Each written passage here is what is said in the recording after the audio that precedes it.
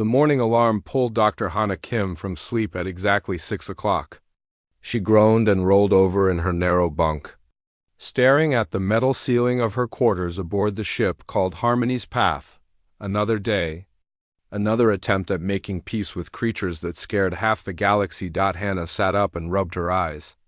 The ship hummed quietly around her, a constant reminder that she was floating in the vast emptiness of space. She had been living on this vessel for 6 months now, working as a scientist who studied alien life. Her job was simple in theory, but nearly impossible in practice. She had to help the Vrexians join the Galactic Coalition. The Vrexians were not like other species. They were apex predators from a death world called Vrex Prime. Everything about them screamed danger. They stood over 7 feet tall with midnight black scales covering their muscular bodies. Their claws could slice through metal. Their teeth could crush bone. Their golden eyes could see in complete darkness. Most species in the galaxy avoided them completely, but humans were different. Humans looked at the Vrexians and saw possible friends instead of monsters. Maybe it was because humans were predators too in their own way. Earth had not been a gentle world. Humanity had fought its way to the top of its food chain through stubbornness and working together.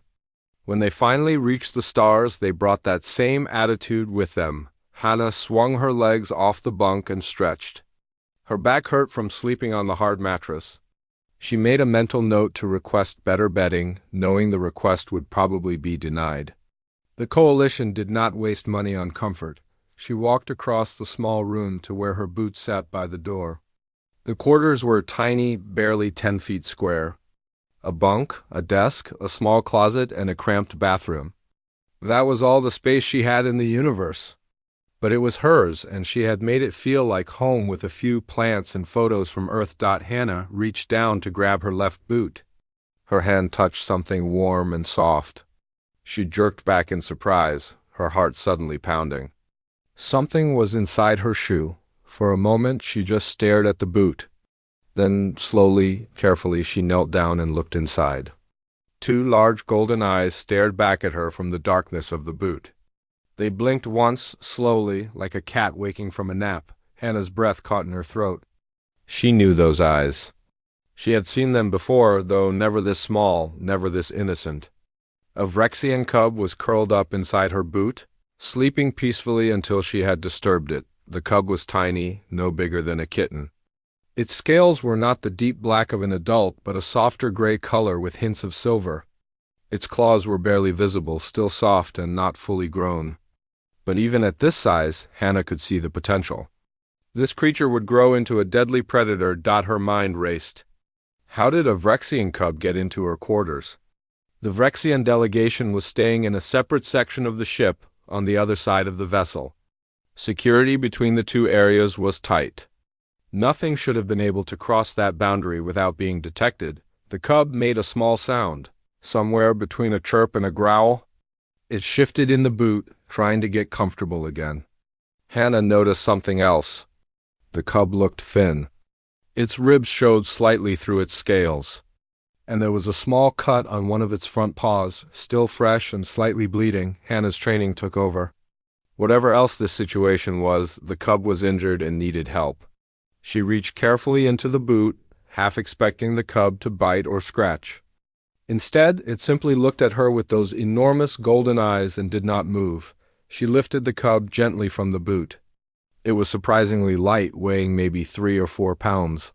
The cub watched her face closely, but still made no move to attack or escape. Hannah carried it to her desk and set it down carefully on the surface. The cub sat there, blinking at her. Then it did something that made Hannah's heart skip a beat. It began to purr. The sound was deep and rumbling, far too loud for such a small creature. It was the sound of contentment, of feeling safe. Hannah knew this was wrong. Vrexian cubs were not supposed to behave this way. She had studied their species for years. Young Vrexians were aggressive and territorial, even with their own parents. They fought for food, for space, for dominance. A Vrexian cub should never purr at a stranger. It should never allow itself to be picked up without a fight, but this one had. This one had somehow crawled into her quarters, found her boot, and decided it was the perfect place to sleep. And now it sat on her desk, purring at her like she was its mother. Hannah looked at the cut on the cub's paw. She needed to treat that before it got infected. She also needed to figure out what to do with the cub. Returning it to the Vrexian delegation seemed like the obvious choice. But something stopped her. The cub was too thin. It was injured. And it had come to her for help. She opened her desk drawer and pulled out her personal medical kit. The supplies were meant for humans, but they would work well enough for basic first aid. She found a cleaning wipe and gently cleaned the cut on the cub's paw. The cub watched her work but did not pull away. When she finished, she wrapped the paw in a small bandage. The cub looked at its bandaged paw, tilted its head, and then looked back at Hannah. It chirped softly. As if saying thank you, Hannah sat back in her chair and studied the small creature. She should report this immediately. Commander Doyen Park, her boss, needed to know that a Vrexian cub had somehow gotten loose on the ship. But something made her stop. If she reported the cub now, what would happen to it? Would it be returned to parents who had let it wander off injured and hungry? Would it be punished for leaving the delegation area? The cub yawned, showing tiny, sharp teeth. Then it curled up on her desk, resting its head on its bandaged paw. Within seconds it was asleep again, still purring softly. Hannah made a decision. She would keep the cub hidden for now, just until she could figure out what was really going on. She would treat its injury properly and make sure it was fed. Then she would decide what to do next. She looked at the sleeping cub and smiled slightly. It looked so peaceful, so trusting.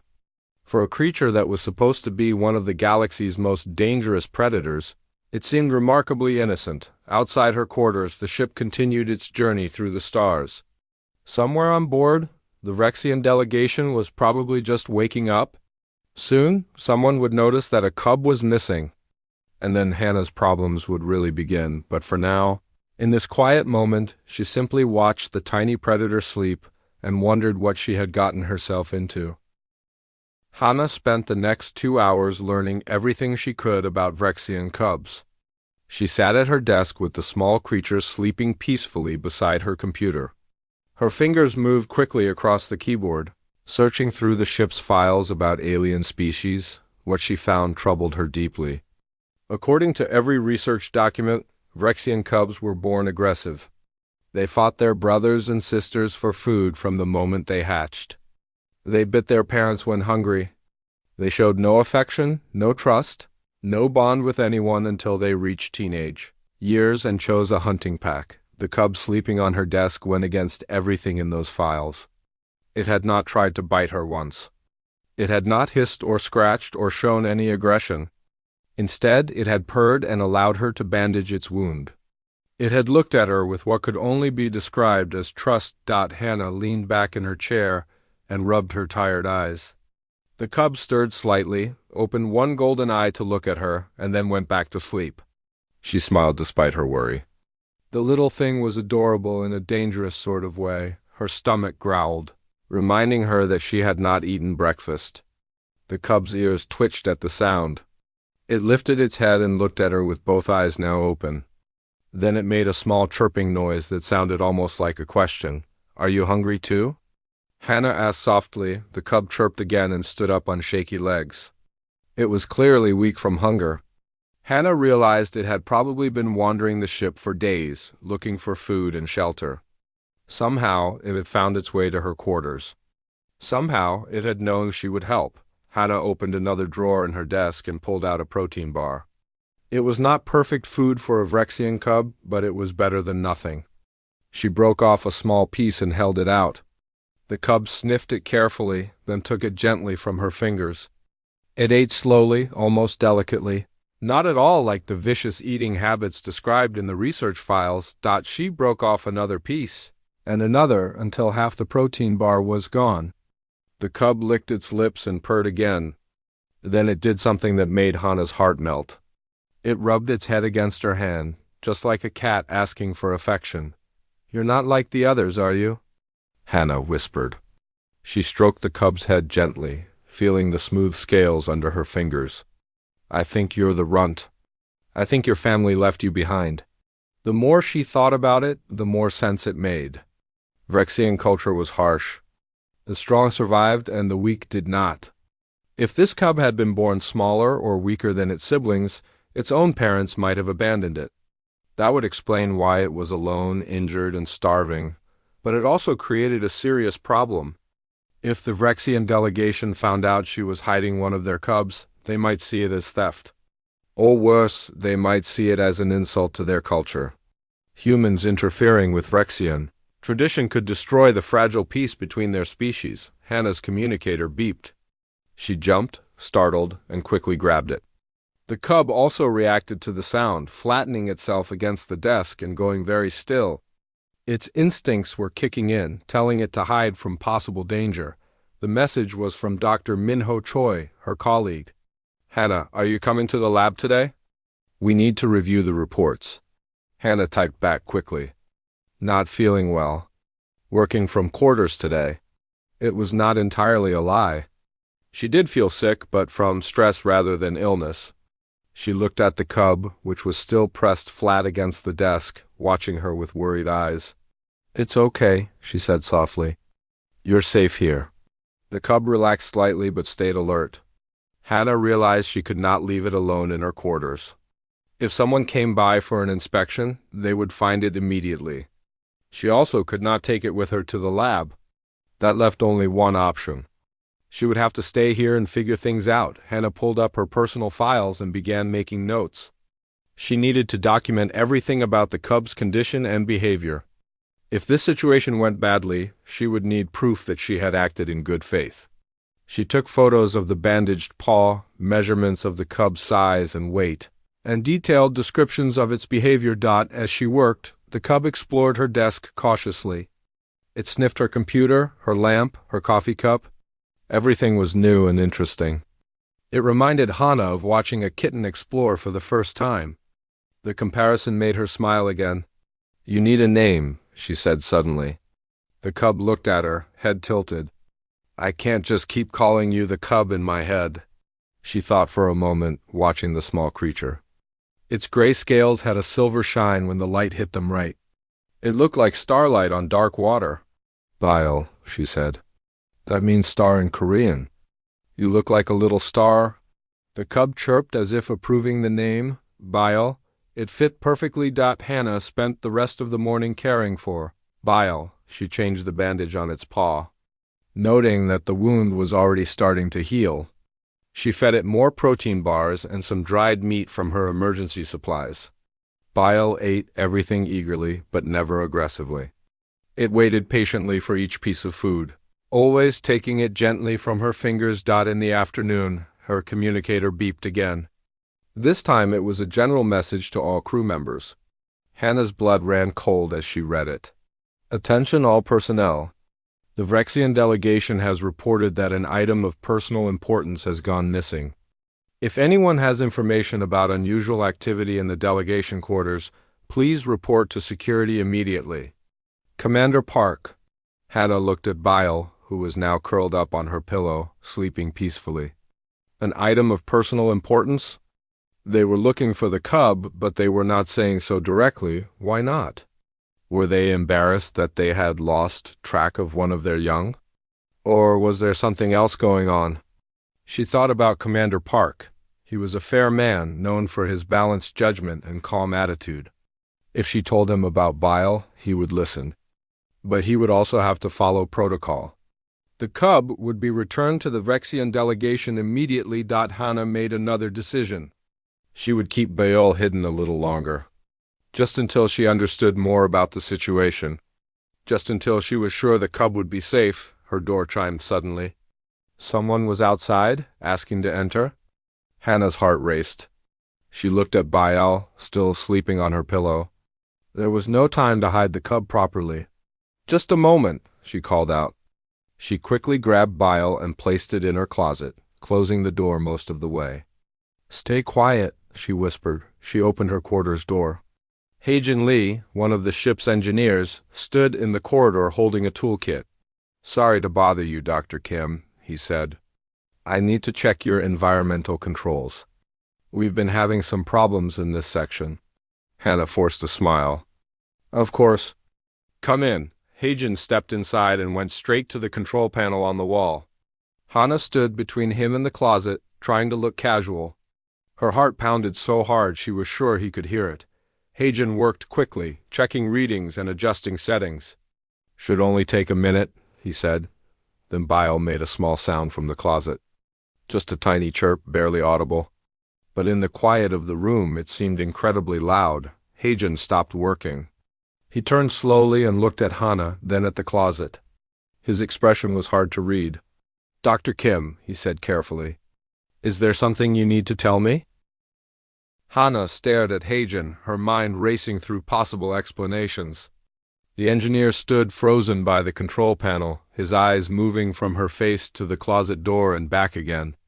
The silence stretched between them like a physical thing. Another chirp came from the closet, louder this time. There was no hiding it now? "Please," Hana said quietly. "Let me explain." Heijin set down his tools carefully. "This should be interesting." Hana walked to the closet and opened the door. Bile sat on top of her shoes, blinking in the sudden light. The cub saw Hana and immediately chirped happily, standing up and stretching like it had just woken from a good nap. Heijin took one look at the Vrexian cub and his eyes went wide. "Is that what I think it is?" "Yes," Hana admitted. "I found it this morning. In my boot, actually." She picked up Bile and held the cub against her chest. Bile purred and snuggled closer, clearly comfortable. Heijin watched this display with obvious shock. He had seen the research files too. He knew how Vrexian cubs were supposed to behave. "That's impossible," he said. "They don't do that. They don't trust anyone." "I know. But Bile is different." "Bile?" "That's what I named it. I couldn't just call it the cub." Heijin ran a hand through his hair, looking stressed.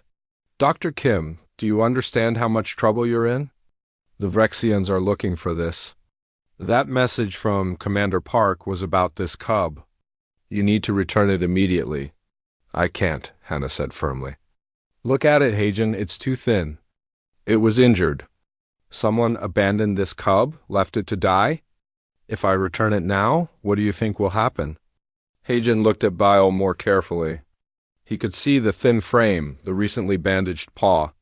His expression softened slightly. "Still, you should have reported it right away." "I know, but I needed time to think. The Vrexians have strict rules about weakness.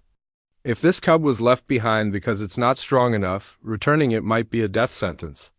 Heijin was quiet for a long moment. He studied the cub, which was now watching him with curious golden eyes. Bile tilted its head, making another soft chirping sound. Despite himself, Heijin smiled. "It is pretty cute. For a deadly predator, I mean. Will you help me?" Hana asked. "Or do I need to report this to Commander Park right now?" Heijin sighed deeply. "I should tell you to report it." "That would be the smart thing, the safe thing?" He paused. "But I've seen how the Vrexians treat their own kind. Everything is about strength and power. A weak cub has no value to them. If you're right, if they did abandon it, then sending it back would be cruel." Relief flooded through Hana. "Thank you." "Don't thank me yet. We still have a massive problem. The Vrexians are searching the ship. It's only a matter of time before someone figures it out." Heijin picked up his tools. "I'll finish this maintenance check and get out of here. But Dr. Kim, you need a real plan. Hiding the cub in your closet isn't going to work much longer." After Heijin left, Hana sat on her bunk with Bile in her lap. The cub had eaten more food and seemed much more energetic than this morning. It played with the edge of her uniform sleeve, batting at it with soft paws. The bandage on its injured paw was already looking better. Hana pulled up her computer and began researching more about human and animal bonds. She had studied this before, but now it felt urgent and personal. Throughout Earth's history, humans had formed relationships with predators. The most famous example was dogs, which had been wolves once. Dangerous wild wolves. But humans had seen potential in them, had shown them kindness and patience, and over time those wolves had become humanity's best friends. Could the same thing happen with Vrexians? Could showing kindness to one small abandoned cub change the relationship between two species? It seemed impossible. But then again, everything about this situation was impossible. Bile should not be purring in her lap right now. The cub should not trust her. Yet here they were, a loud alarm suddenly rang through the ship. Hannah jumped, and Bile leaped from her lap, landing in a defensive position on the floor. The alarm meant an emergency announcement was coming. Commander Park's voice came through the intercom. All personnel to your stations. We have a situation. The Vrexian delegation is requesting an immediate ship-wide meeting. All senior staff report to Conference Room Alpha in 15 minutes. Hannah's stomach dropped. This was it. The Vrexians were making their move. They were going to demand answers about the missing cub. She looked down at Bile, who was still in a defensive position, scales raised slightly in alarm. It's okay, she said softly.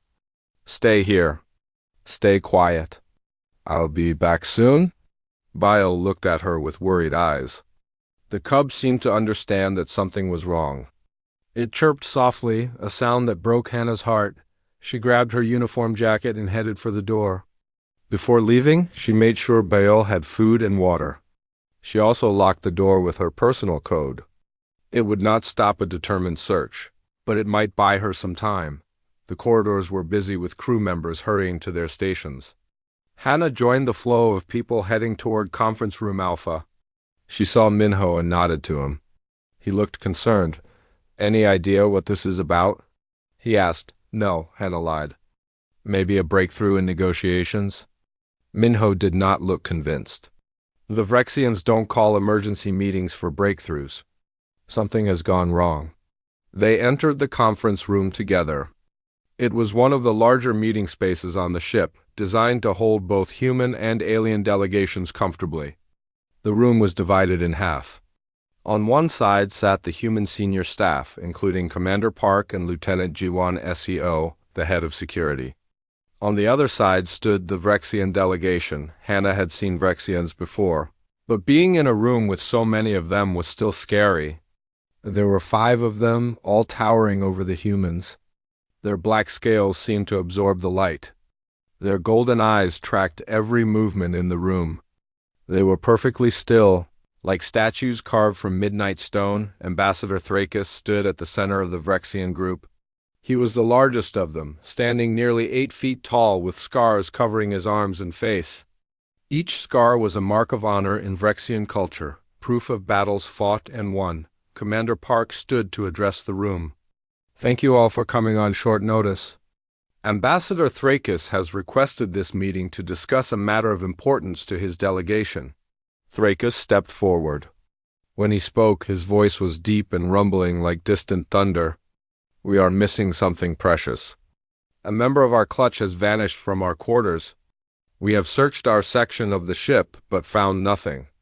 We request permission to search the entire vessel. The room erupted in whispers. Lieutenant SEO stood up immediately. With respect, Ambassador, we cannot allow unsupervised searches of crew quarters.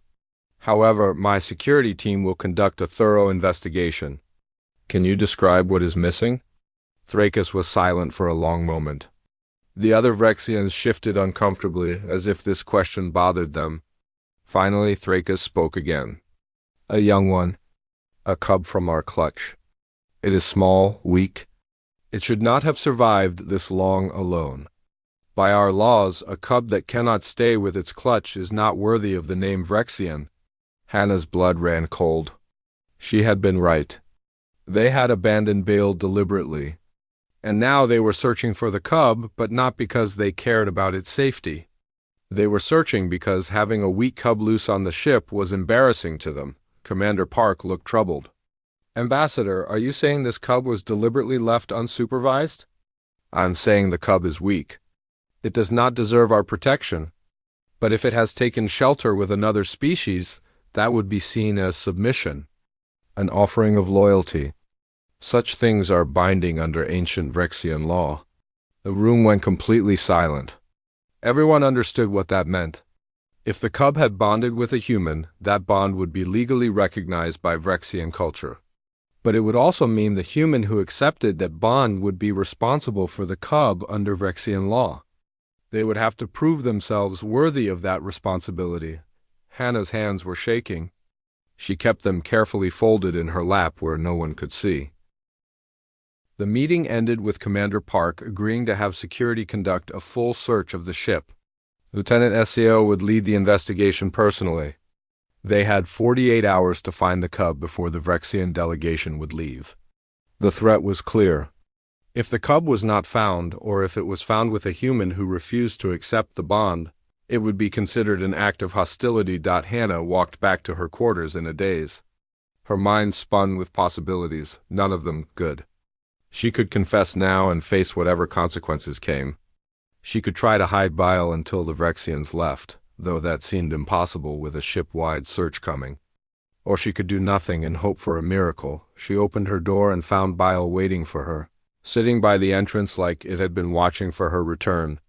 The Cub chirped happily and ran to her, rubbing against her legs. Hannah picked it up and held it close. Bile purred loudly, content to be in her arms again. "What am I going to do with you?" Hannah whispered. A knock on her door made her freeze. She put Bile down quickly and opened the door just a crack. Commander Park stood in the corridor, his expression serious. "Dr. Kim, may I come in?" There was no way to refuse without seeming suspicious. Hannah opened the door fully and stepped aside. Park entered and looked around the small quarters. His eyes moved carefully, taking in every detail. Yeol had hidden under the bunk at the sound of a stranger's voice. The Cub was still, barely breathing, pure instinct telling it to stay hidden from possible danger. Park walked past the bunk without noticing anything unusual. "How are you feeling?" Park asked. "Dr. Choi mentioned you were unwell today." "Better now, thank you, Commander." Park nodded and turned to face her fully. "Dr. Kim, I need to ask you something, and I need you to be completely honest with me." Hannah's heart pounded. "Of course, sir." "Do you know anything about the missing Vrexian Cub?" She opened her mouth to lie, but something in Park's expression stopped her. He already knew. Somehow he had figured it out. Maybe Heijin had reported it after all. Maybe someone had seen something suspicious. It did not matter how. What mattered was that lying now would only make things worse. "Yes, sir," she said quietly. "The Cub is here. It came to my quarters on its own. I found it this morning, sleeping in my boot." Park closed his eyes and sighed deeply. "Show me." Hannah knelt by the bunk. "Bile, it's okay. Come out."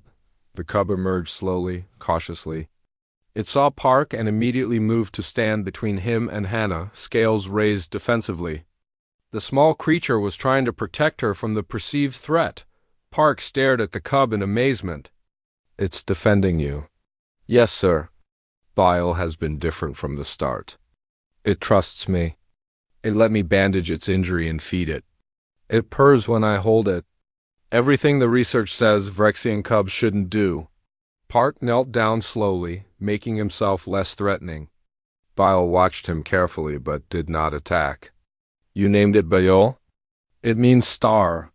The name seemed to fit. Park studied the cub for a long moment. "You know you should have reported this immediately." "I know, sir." "But the cub was injured and starving. I was afraid of what would happen if I returned it right away. The Vrexians admitted in the meeting that they abandoned it deliberately." "I know. I caught that too." Park stood up slowly. "This is a complicated situation, Doctor. The Vrexians have laws about this kind of bonding. If they discover you've been keeping the cub, they'll demand you undergo their bonding ritual. Do you understand what that means?" "Not entirely, sir." "It means you would have to prove yourself worthy by Vrexian standards. That likely involves combat, possibly other tests of strength and courage. These are not easy trials, Doctor. Humans have attempted them before. Not all survived." Hannah felt cold, but she kept her voice steady. "What's the alternative? Return Beale to a culture that sees it as worthless? Let it die because it was born smaller than its siblings?" Park looked at her with something like respect. "You've thought this through." "I've thought about little else all day, sir. The search will begin tomorrow morning." "Lieutenant SEO is thorough." "She find the cub within hours." "I know." Park walked to the door, then stopped and turned back. Dr. Kim, I want you to understand something. Humanity joined the Galactic Coalition because we believed we could make a difference. We believed our way of seeing the universe, our tendency to show compassion even when it's difficult, could help bring species together. That belief is being tested right now. What are you saying, sir? I'm saying that if you decide to accept the bond with this cub, to take the responsibility and face the trials that come with it, you'll have my support. Not officially, not publicly, but you'll have it. Park smiled slightly. We domesticated wolves once, a long time ago on Earth. Maybe we can do it again with creatures from another world. After Park left, Hana sat on her bunk with Belle in her lap. The cub had calmed down and was purring again, happy to be with her. She stroked its scales gently, feeling their smooth texture. She had until tomorrow morning to make a decision. Confess and face the trials or try to run and hide. Neither option was good. But one was right. Hana spent the evening preparing. She pulled up every file she could find on Vrexian bonding rituals. Most of the information was incomplete, but she learned enough to be afraid. The trials were designed to test a warrior's strength, courage, and dedication. They were not meant for scientists who spent their time in laboratories, but they were also not impossible. Several humans had passed these trials before, mostly soldiers and security personnel. If they could do it, maybe she could too. Around midnight, her door chimed again. She opened it to find Hagen standing there with a large bag. I brought some things that might help, he said. Proper food for the cub? Medical supplies? And this. He pulled out a small device. It's a portable shield generator. Not much, but it might save your life if things go badly tomorrow. Hana took the device gratefully. Thank you, Hagen. Don't thank me. Just survive whatever's coming. He looked past her at Bile, who was watching from the bunk. Take care of that little one. I think it might be important, more than we realize. The next morning came too quickly. Hana woke to Bile curled up on her chest, purring softly. She stroked the cub's head, trying to remember the feeling. Whatever happened today would change everything. She fed Bile and got herself ready. She put on her uniform carefully, making sure everything was perfect. If she was going to face the Vrexians today, she would do it with dignity. At exactly 8 o'clock, her door chimed. Lieutenant SCO stood outside with 2 security officers. Dr. Kim, we're conducting the ship-wide search. We need to check your quarters. That won't be necessary, Lieutenant. I have what you're looking for. Sis O's eyes widened slightly. Dr. Kim, you need to be very careful about what you say next. I understand, Lieutenant. The Vrexian cub is here with me. It came to my quarters on its own, and I've been caring for it. I'm prepared to face Ambassador Thrakis and accept the bond under Vrexian law. Sasio looked at her for a long moment. You realize what this means? Yes, then get the cub. The ambassador is waiting in the main conference room. Commander Park has been informed. Hana picked up Bile and held the cub close. Bile seemed to sense the tension. It pressed against her, purring loudly as if trying to comfort her. They walked through the corridors together. Crew members stopped and stared as they passed. Word had already spread somehow. Everyone knew what was happening. When they reached the conference room, the doors opened automatically. The room was packed with people. The entire human senior staff was there. The Vrexian delegation stood on the opposite side, all 5 of them watching with intense focus. Ambassador Thrakis stepped forward. His golden eyes locked onto Bile, then moved to Hana's face. You have our cub, human. Yes, Ambassador. The cub came to me seeking shelter. I gave it food, treated its injuries, and kept it safe. Bile has bonded with me, and I with it. Under your laws, I am prepared to prove myself worthy of this bond. The room erupted in shocked whispers. Thrakis raised a clawed hand and silence fell immediately. You dare claim a Vrexian cub? You dare invoke our ancient laws? I do, Ambassador. Not to challenge your culture, but to honor it? Your laws say a cub that chooses another species has made a sacred bond. I accept that bond and all responsibilities that come with it. Thrakis was silent for a very long moment. The other Vrexians watched him, waiting for his judgment. Ambassador Thrakus stared at Hana for what felt like forever. The entire room held its breath, waiting for his response. Bile chirped softly in Hana's arms, seemingly unaware of the tension in the air. Finally, Thrakus spoke. "You understand what you are asking, human? The bonding trials are not games. They are sacred tests that have been part of our culture for thousands of years. Many warriors have failed them. Many have died attempting them." "I understand, Ambassador," Hana said, keeping her voice steady despite her fear. "But Bile chose me. I didn't steal the cub. I didn't trick it or trap it. It came to my quarters alone, injured and starving. It crawled into my boot and slept there because it felt safe. When I cared for it, the cub bonded with me. That bond is real, Ambassador. I can feel it, and I think you can see it too." One of the other Vrexions, a warrior named Voctor, stepped forward. He was the one who had discovered Hana's secret yesterday when Bile had briefly escaped her quarters. Voctor had kept silent then, honoring what he saw as a sacred bond.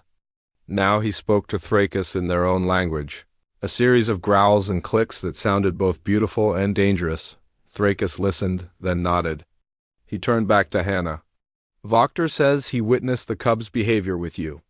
He says the cub showed you affection, sought your protection, and obeyed your commands. This is unprecedented. Vrexian cubs do not behave this way, not even with their own blood parents."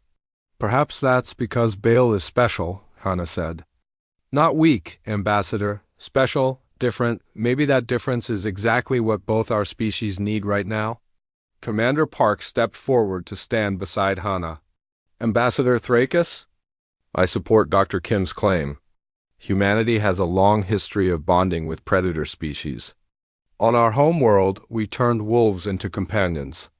We've lived alongside large cats, bears, and other dangerous creatures, not as prey but as partners. If anyone in the galaxy can honor this bond with a Vrexian cub, it's a human." Thrakus considered this. His tail, thick and powerful, moved slowly back and forth, a sign that he was thinking deeply. "The trials will take place in 1 hour. Dr. Kim, you will face 3 tests. First, a test of courage. Second, a test of strength. Third, a test of wisdom. If you fail any of them, the cub returns to us, and you will be forbidden from ever bonding with a Vrexian again." "I accept, Ambassador. Give the cub to Voctor. You may not have contact with it during the trials. This is to ensure you fight for the bond itself, not just to keep the cub safe." This was the hardest part. Hana looked down at Bale, who stared back at her with complete trust. The cub purred and rubbed its head against her hand. She bent down and whispered to it. "I'll come back for you. I promise." She handed Bile to Voctor. The Vrexian warrior took the cub carefully, surprised when it did not struggle. Bile looked back at Hana and made a sad chirping sound, but did not fight against Voctor's hold. It was as if the cub understood that this was necessary. The next hour passed in a blur. Hana was taken to a preparation room where Minho and Heijin met her. They had brought her water, food, and encouragement. "You don't have to do this," Minho said. "There might be another way?" "No, there isn't," Hana replied. "This is the only path forward. If I back down now, the Vrexians will see it as weakness. They'll leave, and any chance of real understanding between our species will leave with them. But if I succeed, if I prove that a human can honor a Vrexian bond, everything changes." Heijin handed her the portable shield generator. "Keep this hidden. Only use it if you absolutely have to. The Vrexians value courage, but they also value survival instinct." Lieutenant SCO entered the room. "It's time, Dr. Kim. The trials will take place in the cargo bay. It's the only space large enough." Hana followed SCO through the corridors. They passed crew members who stopped to watch her go by. Some looked worried. Some looked hopeful.